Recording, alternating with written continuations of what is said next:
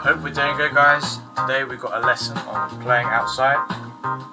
What does that mean and how do we use it? Let me give you some examples real quick.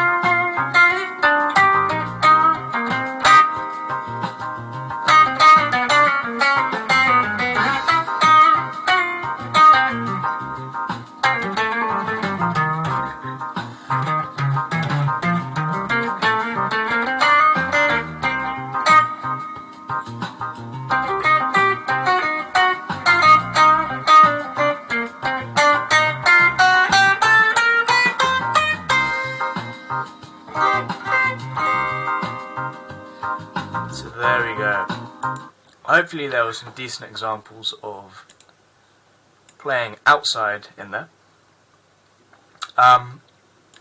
Again, yeah, playing outside. What does that mean and how do we use it? My name is Fabian Dolan. Hope you're doing alright. This is how I got good at guitar. Check the link below in the description if you're interested in advancing your guitar playing. Anyway, who is this video for? This video is for people who want educational content. This is not entertainment. So if you'd rather watch TikTok, go do that now. This video is not going to be for you, right? This is for guitarists looking to improve their improvisation, right? How do we make simple things sound a lot more interesting, right? Again, musicians looking to get more out of the basics, right?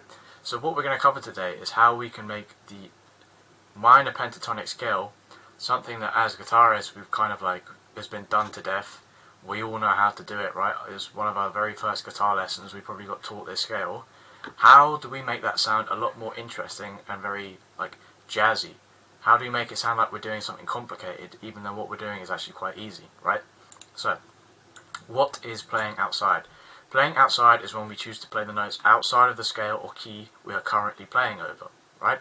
So if you have a chord that you're playing over, for example here I was playing over a C minor chord, we play the notes that are not within that chord, right? Or not within the key at all. So the easiest way to find this is to either just move everything one fret up or one fret down. When we do this, it adds a lot of tension over our improvisation, right? It's quite an uncomfortable sound, and then when we resolve back to the key or scale or the chord that we're playing over, it creates this satisfying resolution, right? So we can make our solos more interesting by adding tension and release, right? So the tension being the chord tones that sound ugly over the key that we're playing in. So for example the wrong notes, and then the release being when we make those wrong notes back into right notes, right? So how do we do this? We're going to show you here with just the basic C minor pentatonic scale, right? Everyone should probably know how to do this, right?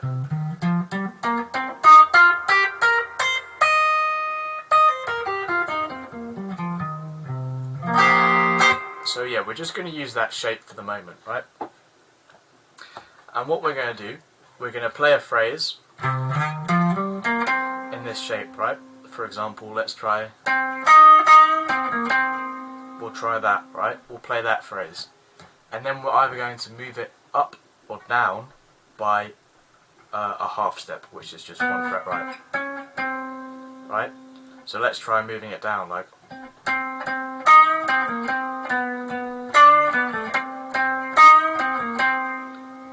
And let's see what that sounds like when we add it in context with the backing track, right?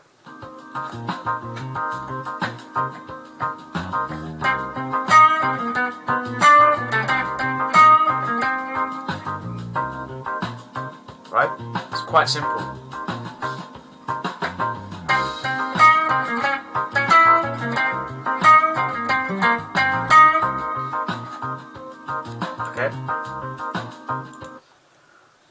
important part is not necessarily what you start playing, but it's knowing where you're going to finish, right? I know that I'm going to finish on this note here. I can play anything, pretty much anything else I want in the meantime to give me an interesting sound, right? So I can do just play whatever random notes I want, right? Right, and as long as I finish on that note, it's going to sound resolved because it is a chord tone. I'm playing the root of C. I'm playing the note C, which is our root, a chord tone, over the progression that we're playing with at the moment, right? So yeah, experiment with these positions and just moving them up or down just by a half step, 1 fret, and then resolving back into the note that you want to target. And you'll be surprised with the interesting sounds you can create. Let's try a few more examples with this, right? So everyone knows this kind of shape right at the bottom here, right?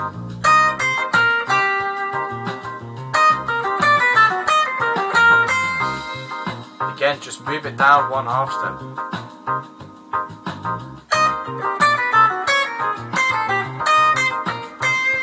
Try keep moving it down, keep going down, right?